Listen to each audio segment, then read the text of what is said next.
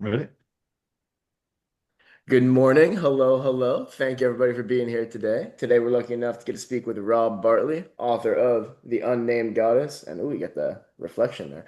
But first and foremost, I just absolutely adored this story. I cheated a little bit. I read it on a plane, but I did read it in a single sitting, and it was just a massive, massive world that you built, and you did it in a way in which it felt digestible.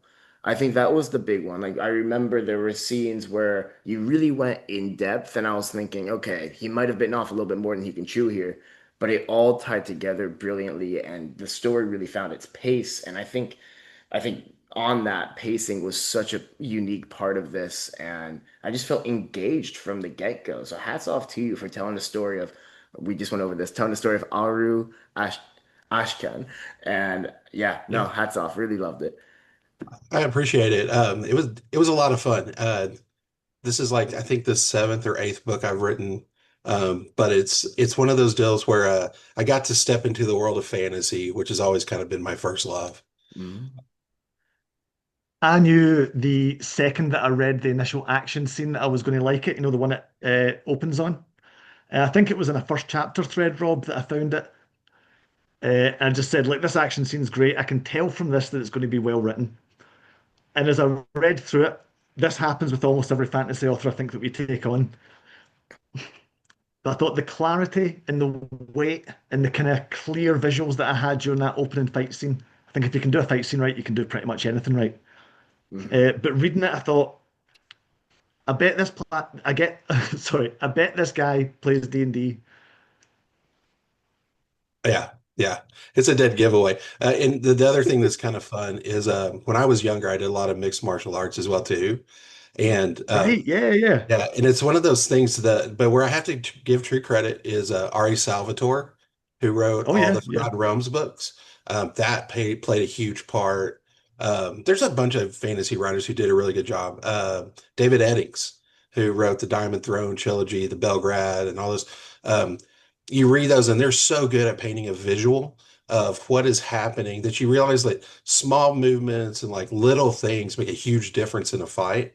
But if you can get the reader to understand how those tiny nuances help, then suddenly it's not just a detail, it's something that they're engaged in. Oh, that's why that's advantage, or that's why that's a disadvantage, or this is why this is good for me, or this is why this is bad. Mhm. Yeah, Yeah. I, I I was think gonna it's say. one of those things. Sorry, Ryan. I was just gonna say. One of those. Sorry, how do you go? I was just It's gonna say too early in the too. morning for Ryan. So I was just gonna say to that point, I think it was the strategy behind the fight scenes was really engaging for me. And then Mhm. as Steve was saying, the idea that if you can write a good fight scene, the rest of the story pretty much comes easy. Because I think we've all read the fight scenes where it's a little bit jumpy, you're trying to figure out what happened, you're trying to piece something together, which is Yeah, fine, like generically for a reader. But I think when it's action packed, it's really nice to be able to see like this happened, like the cause and effect, cause and effect, cause and effect through and through. for sure. And I did jujitsu when I was younger. In jujitsu, if you guys have never seen it, the Gracies have really good videos for that on YouTube. And I'd say watch one time. If you don't have to fall fully down the rabbit hole, but you realize how it's just little tiny technical movements, and it's all physics. It's if I put this here, I create a lever this way. If I put this here, I create a lever this way. And you realize that the moves work because of physics. That's why somebody smaller can absolutely take down somebody bigger. And I can tell you, in Mhm. jujitsu, I had plenty of soccer moms that tapped me like a typewriter. Uh, and it's very humbling. You don't come out of jujitsu with a chip on your shoulder. I think it's with combat especially, and I love fantasy and sci-fi that's got like convincingly good combat in it. So I do a bit of boxing, and it's the same thing. As soon as I read someone who understands in a scene the importance of things like stance and distance and starts Yeah. talking about them, you usually know that it's an author who's either done their research or has a bit of experience with it themselves. And the opening sword fight, it mentions his stance, getting ready to shift his weight this way, step Yeah. that way, etc. It just makes it flow. It's almost like a comic scene, like a number of comic panels, Yeah. like a storyboard. I think that's great, but obviously you take things from all sorts of experiences and bring them into your writing. Yeah, I So I tried. imagine I imagine for Dungeons and Dragons you had to do quite a bit of world building. and I wondered how much came into the book. Very much. It's funny because like I'm one of those old people that play Dungeons and Dragons. So I'm 52, and I think I Mhm. started playing when I was in junior high. And Yeah. so loads of written adventures where you did the pre-gen stuff, but it doesn't take you too long before you want to build your own sandbox. And I have two groups that I play with. One of them I've played with, I want to say 9 years, and the other one I think I've now played with almost like 20. Um, Wow. so, and these are guys where we played different adventures and campaigns, different people. We've taken turn running them. And the thing that I always found is it's the world building part of it to me is a lot of fun because it Mhm. allows you to stretch your creative muscles in ways, and especially when it comes to D&D, that's like this corporate world building, a corporate story building, where you're not responsible for the narrative, you're responsible for the world and letting them, let them act independently within it. And Mhm. it's a fun deal because once you get used to that mental exercise, to me, a lot of times writing a book is like playing D&D. I have an idea of who my Mhm. character is. All I do is change the situation around him and then think my way through, okay, how would Ahru behave in this situation? Mhm. It's one of those dichotomies, I think, for me. I've always been a dungeon master, and I Mhm, love playing. And I used to write like solo adventures and stuff to play through things that you can write for yourself, you know. Played a lot with like solo RPGs and stuff. mhm. Uh, but I think there's such a big difference between being a player and being a dungeon master, the same way as like being a reader and an author. Yeah, I can't write. Because when you're just writing your own thing, it's yourself that you're having that kind of, what's it you called it, like a conference, like Yeah, a corporate kind of adventure where you're incorporating loads of things. yeah. Well, and the, And when the you're a writer, it's just you that's doing it. So did you use the setting from any of your games for this story, or did you make it from whole cloth? No, I made this one up separately, and kind of the impetus behind it was if you think about like the fantasy space right now, a lot of it has very much to do with a Eurocentric vibe, like very Mhm. Tolkien-esque, very off King Arthur's court kind of vibe, which is great. Middle Ages is a wonderful time, but Mhm. what really got me started on this book is when I knew I was going to write a fantasy. Because before this, I wrote a series that was modern day fiction. It was still fantasy, but it was kind of like the TV show Supernatural that they have over here, Right. except it was very Texas folklore forward. Because I was like, I'm going to write about stuff that I'm already interested in, Texas history, Texas folklore. Then I Mhm. wrote a locked room near future sci-fi, and that was fun. Got to do things. It's very close to today. It's like self-driving cars and AI is a big deal, and we all carry devices that track our location, so it's not too far off. But I thought, I want to go back to fantasy because really that's what I loved in fiction the most.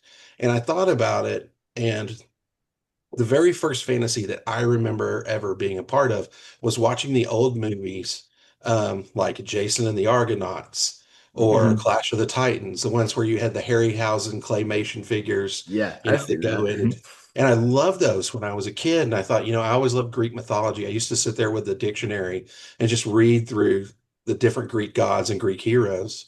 And I was like, I want to write something like that, but I don't want to be encumbered with our modern day mythology. I don't want to have to Mhm. set this in Greece. I don't want to have to deal with the Mediterranean and the things that people will automatically bring to it from their experience. I want to give Mhm. them a new world so it's not as defined and that they get to experience it as I experience it. Hmm. Really cool. Trying to get a little bit of distance from real world kind of expectations. Well, and I think on top of that, it's nice to just get lost in a story that's completely Hmm. unaffiliated. Like the idea of escapism is huge when it comes to reading. And like I love reading contemporary fiction. I love reading historical fiction, but at the same time, something like this that, yeah, you can see undertones where it relates to society. You can see like uh morals and philosophy and all that. But at the end of the day, it is ultimately a story. And you can just get lost in it, enjoy the world building and then put it down and wait for the sequel to come out.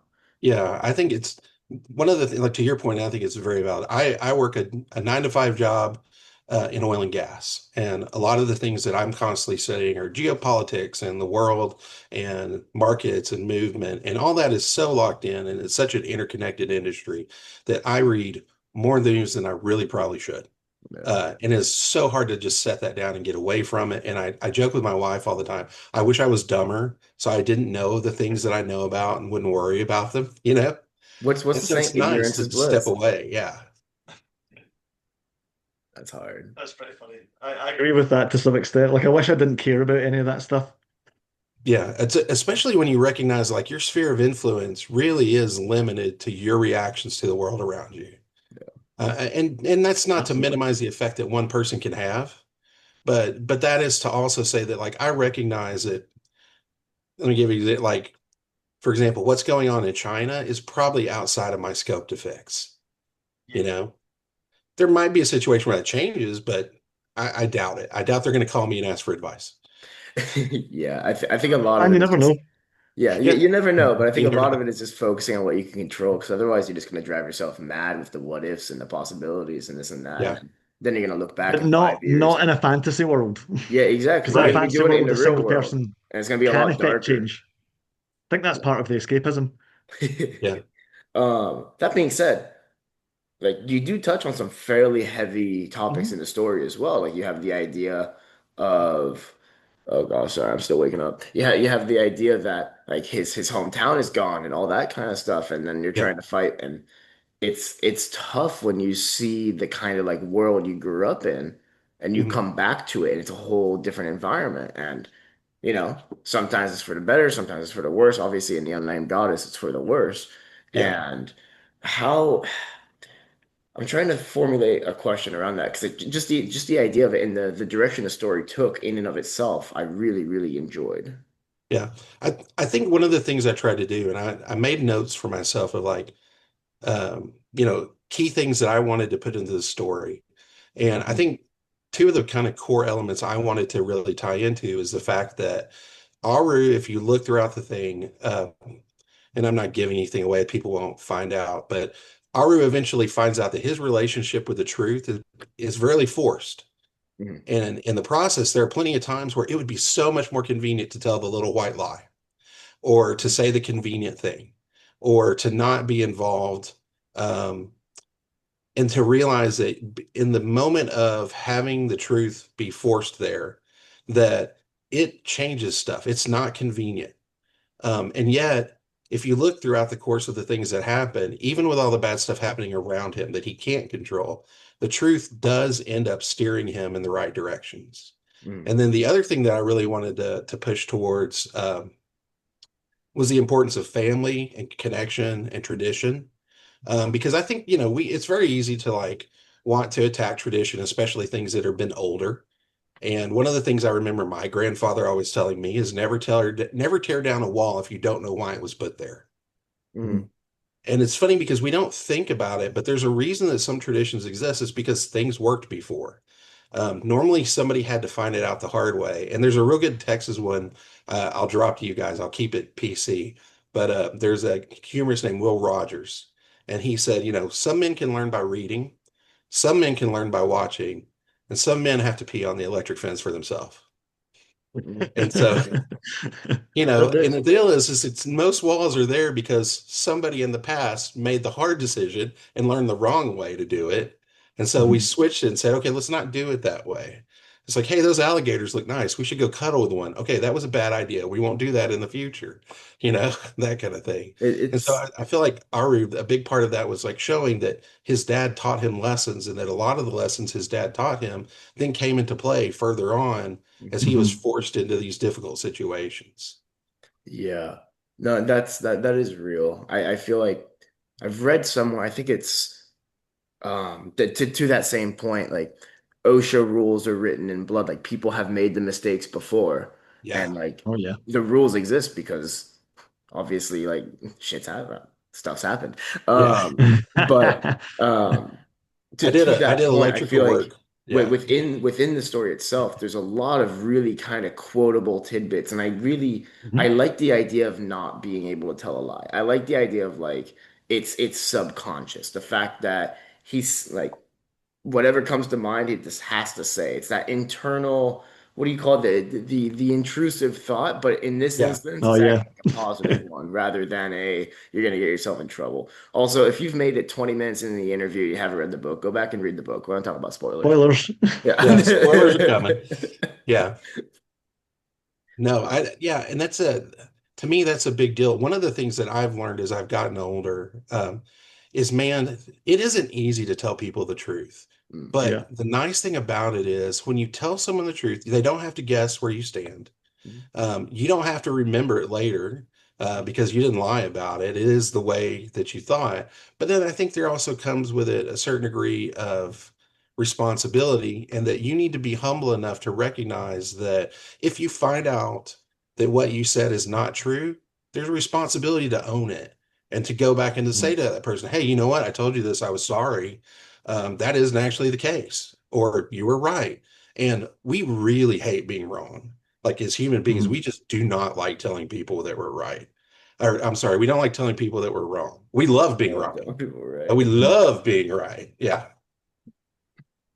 So, It Interesting. was the relationship with the truth that I think gave me so many of the little moments in the story that I remember and really appreciate. You'll know what I'm talking about when you write something and someone reads it and it resonates, something they connect to it, and for a minute, author and reader are on the same. You realize that someone's had an experience the same as you, and I think it was that kind of fatherly wisdom through it that kept coming back in. Because I've certainly had moments like that through my own life where I've been like, oh, right, that's why my dad always said, do it that way, don't do it that way. Because I've done it this way and now I've hurt myself or something, you know? right, Well, I was gonna right. say in the first rule, I don't want to spoil your story, but Oh, yeah. your protagonist has a unique relationship with the truth as well. Yeah, yeah. I think it's, yeah, I think me and Rob probably like a lot of the same things and probably write similar enough things. Yeah. In the first rule, the main character can't lie. It doesn't mean she has to tell the truth, but she can't tell a lie. It goes against her oath and everything, which then makes it really easy to put her into conflict with other characters. Hmm. And I'm sure you No, it found the same does. thing. Yeah. Yeah. Dude, the truth is so interesting because it does force conflict. And I Hmm. was literally having a discussion with someone about this the other day. I have five boys. So I was talking Oh with one wow. of my Yeah. sons about it. And I was telling one of my sons the interesting thing about the truth is you can't unlearn a truth. Hmm. Once you've been revealed, it's been revealed to you. You can make decisions about how you confront it or deal with it. But even if you decide to run from it, it's going to still sit in the back of your mind. You're still going to know it's there. And that's the one thing about ideas. You can have all kinds of ideas that aren't necessarily moored in truth and say, this process doesn't necessarily work or this process does. But like once you're confronted with the truth on something, it's bedrock. You're just not going to get away from that. No matter how deep you drill past it, you may learn more about that truth, but it's not going to change. I've heard them called capital T truths. Yeah. You've got the truth, like what happened, and then you've got truths, which are things that are always true, always were, and will keep being true. And they're the kind of things that we put as foundational. I think it's those moments that give stories that edge, I think, of really connecting with someone is when you can demonstrate or show a truth of some kind in your story. Yeah. On that note, I'd like you to talk a little bit, if you could, about lying to the reader, lying to the characters, etc., and how you go about that. Yeah. So one of the things I find super important, and this is a D&D thing, but it's also a writer thing, Yeah. is that when you're talking to people, you have to remember sometimes that, especially with players, in order for them to enjoy, or in the readers, same thing, in order for them to enjoy it, there's nothing wrong with giving them a perception of how things are and Hmm. then letting them draw their own inferences. And if they decide to take that inference and run a direction with it, that's fine because you don't have control of what experience, what lifestyle, what desires, wants, needs they have that they bring to that moment. But like how Hmm. many times, if you think back like in our lives, have we experienced some moment where we have an expectation of like say maybe how our day is going to go and then something Hmm. happens and upsets the apple cart and suddenly our day takes a very different turn, right? It wasn't that that day was being hidden from us, we just hadn't experienced that moment yet. And so like a lot of times when I'm either running a game or even in this case where I'm writing, I'll have things running along smoothly, but my writing process is I rarely ever graph things out. If I Hmm. graph something out, inevitably I break my own graph normally about 20 minutes later. and it's more of a feel thing. I think if you've watched a lot of movies, it's like pacing in cinema or whatever. There comes a moment Yep. where it's like, okay, I just gave somebody 15 minutes of dialogue. I need something to happen. A And it guy can with be, a gun has to walk into the room. Yeah, so oh yeah, something. something. A lot of times it'll be a very left-hand turn thing. I have written myself into corners so many times. But then like all good D&D games, when you get yourself put in a corner, all right, well now figure what your way out. Like that's where the adventure lies. It's when that moment that you was unexpected pops up, or even the thing that you saw slowly, methodically coming your way that is inevitable, and you now have to address it, that you get the opportunity to act, and that opportunity to act allows you to experience that moment of adventure. Yeah, Yeah. that's what adventure is, I think, isn't it? It's kind of pushing out with the comfort zone or confronting the things that you know you have to confront eventually. There's usually a part in these stories, where the hero turns down the call to action initially. Yeah.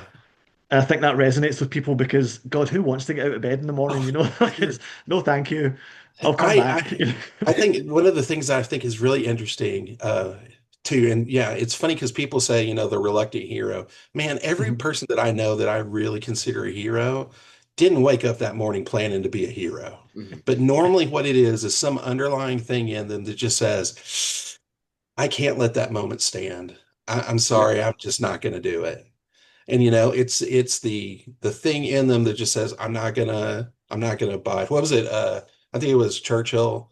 All it takes for evil to persist is for good men to do nothing. Yeah, yeah. So that kind of vibe. Now, you mentioned something earlier that I wanted to circle back to because you said that you'd previously written a locked room sci-fi. Mhm. Now, when I think locked room, I think mystery, but what does locked room sci-fi mean? In my case, it's a murder.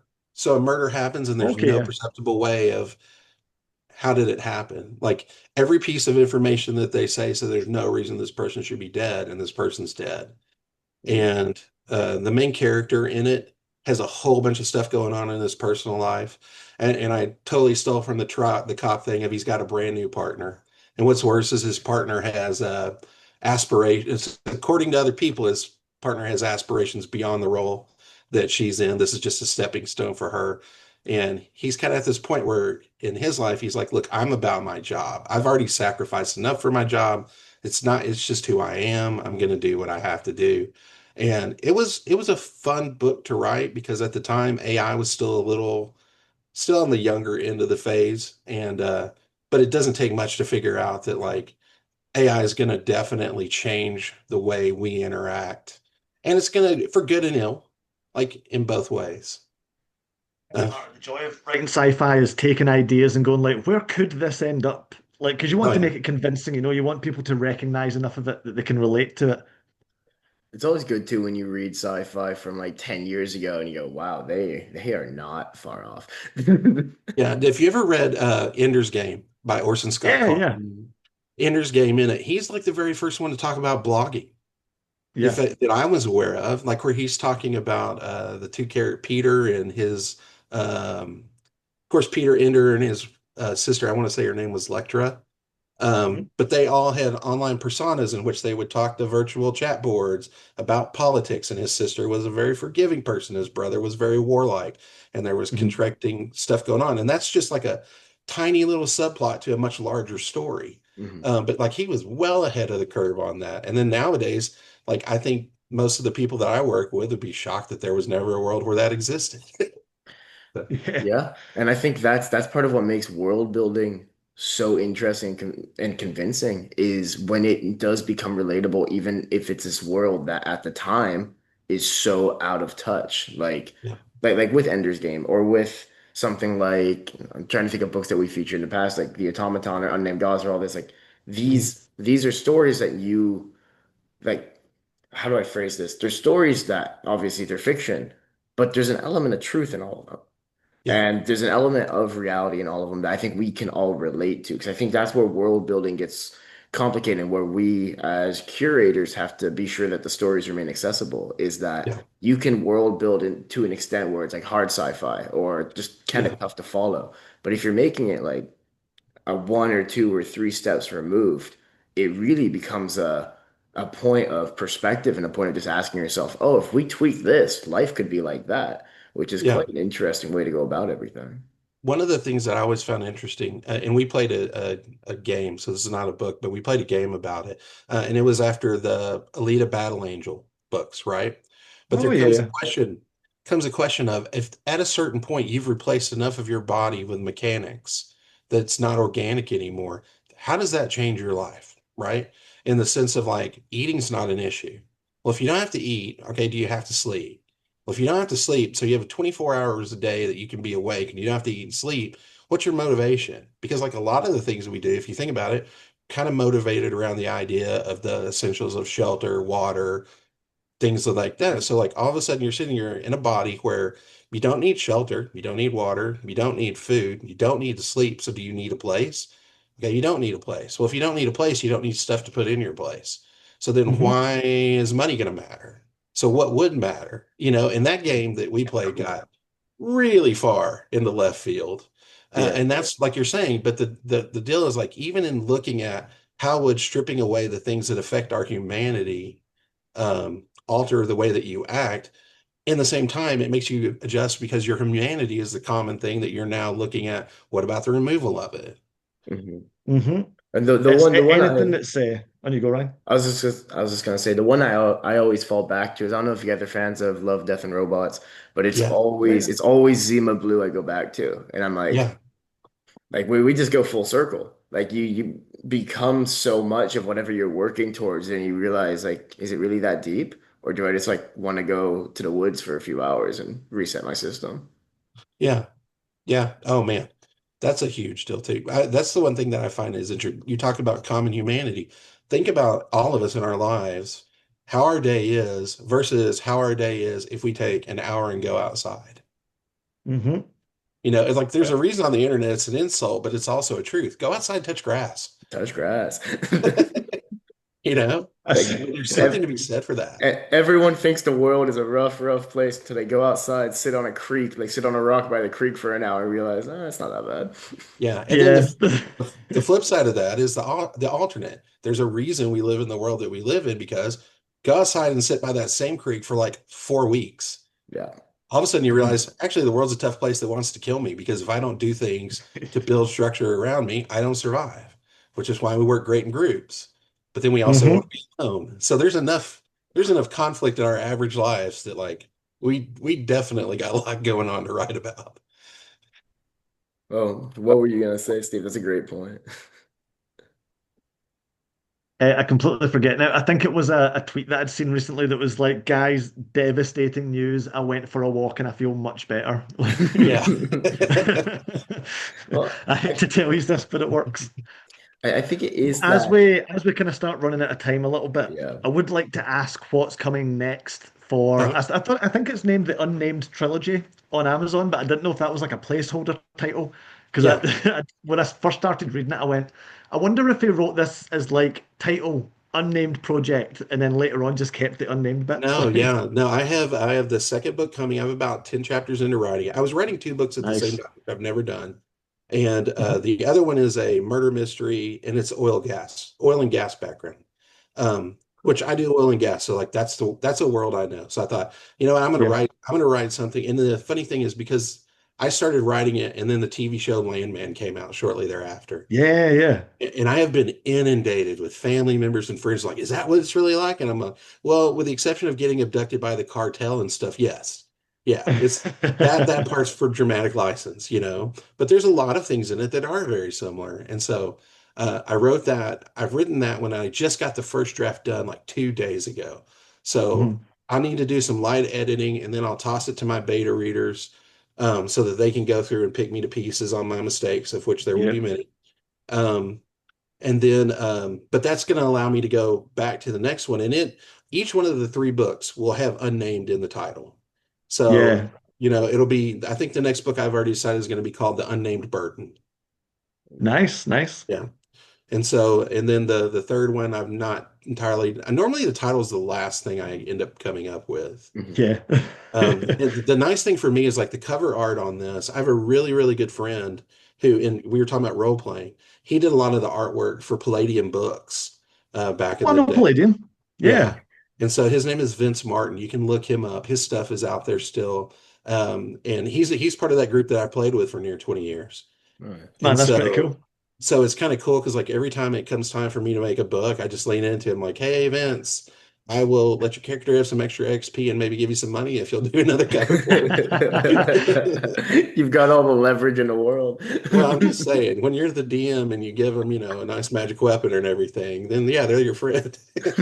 That's perfect, man. But uh, but yeah, I'm going to start kicking back in on that. My goal is to release the next unnamed book, hopefully by Christmas. That's my target, and Wow, I feel yeah. like that's achievable. Writing in fantasy for me has been a lot smoother than say writing the murder mystery and the oil and gas, because on the oil and gas side, it's a struggle for me to like make sure I get things right Mhm. Hmm. in terms of technical things that are happening in the well, but then also I have definitely had to go back and revise and edit a lot because I was making things way too technical for a reader not in that world. So it's like Yeah. I understand the nuance of why the thing I just wrote is important. Is my reader going to understand why that's important? And if I can't get them to understand that, then I need to remove that nuance. Right. Um, It's a great point. Accessibility is huge because you don't really know who your audience is. Like you could have an right. idea, but you can get the weirdest group of people or the wildest group of people loving your story, and you just have to Yeah. make it reachable to them. That was the one my initial degree from university is in fine art, and that was the one thing that really got driven home to me when we would do public showings is like you would paint something or draw something and it had a certain meaning to you, or maybe you're trying to make a point, and then you would stand there and I would not talk to people. I would stand in the back of gallery and watch other people come up and look at it, and occasionally they would engage in conversation. I didn't want to steer it. I wanted to see what they thought. Yeah. And then you found like people brought very different Hmm. things from what you intended. And you realize that it's like, man, to some degree, you've got to love making your art and you've got to do it for yourself. But then you've also got to be okay with the fact that they're not going to consume it the same way that you built it. And Hmm. if you're not okay with that, then just write art for yourself and don't show it to anyone. That's okay. There's nothing wrong with that. It's a great mental exercise. But if you're going to put it out there, you can't I feel like it's unrealistic to have an expectation on how it's going to get received. And I Hmm. go back to writing as a perfect example. Um, I put out books that I would want to read. Mhm. So like, a lot of the titles you and I both mentioned, those are the kind of books I read before and I like them and I write kind of, I would think, hopefully in a similar Yeah. vein to those. But like, for example, my wife reads romances. No, thank you. I, Yep. I'm just not interested. And I know there's a huge world. If I was just about the money, you write romances. That's where the money Oh yeah. is, Or you you know? write the short chapter detective mystery novels. Just that's the thing is like if you want to make money, there's a method for it. But I think Sure. that that's part of the indie space that we really enjoy. Is a lot of people are writing because they have a story to tell, because they want to write. And I think it gives you, on one hand, it just makes everything a lot more accessible. Obviously, you still need time and some resources involved, but at the same time, like, if you have the time, you can write about just about anything Yeah. And for better or worse. I want to say like, because I watched your video by the other day. It was with, give me a minute. It was with Ben Shinkman The Oh, about yeah. marketing ones. really good video. Thank Enjoyed it a lot. There's a lot of things that you talked to him about that he brought out that, to be honest, I'm probably going to take on employ because I'm a horrible marketer. Oh, Um, same. yeah. Oh my gosh, it's an uphill battle for me. Yeah, I understand every self-published author that struggles with that. My number one Hmm. technique is I do book signings at pubs and breweries. Nice. It, Nice. it Well, works out well. I think that like going back to your point, it's like humans love being right, but Yeah, authors hate talking about themselves. yeah. Well, and my thing is, I find that get a couple of beers in me, especially, oh, I'll talk to you about anything. It's Oh, perfectly yeah. Mate, fine. a couple of beers with an author is my idea of a good night. I could talk for 8 hours straight Oh about yeah, books, it's well, provided I've got a pint there. it's back to that whole mystery thing of like you get to do the Hmm. mystery of discovering who that other person is. Yeah. It's a lot of fun. Um, So I just want to say on that note, because I'm checking the clock here. We have a minute left before Zoom okay, kicks us off. For people who liked the Unnamed Goddess and they want to follow up with you, with your yeah. work, what's the best way they can get a hold of you, best way they can follow you, all that fun stuff. I did have a website and I had really no luck with it, so I kind of got rid of it. The best thing to do is follow me on Twitter. and Mhm. my handle is Rob Bartley 73. Perfect. And I talk very stream of consciousness on there. You're going to hear more about the Dallas Stars than you ever wanted to know, or whatever else crossed my mind at the moment. But I normally throw updates on where I'm at in my books. I'm also on the Instagram and I'm not on there as often, but you can definitely reach me on the Stars at Night, and Mhm. night is spelled with a K. Perfect. And that's a good way. And then at some point, I need to get off my tail and up my BookBub, website better. But you Oh, can reach out to me either one of those. wonderful. And I'll put all those in the kind of comment section below. But thank you so much for joining us. We have 5 seconds left. If you made it this far, it's the Unnamed Goddess by Rob Bartley. Thanks again, guys. Thank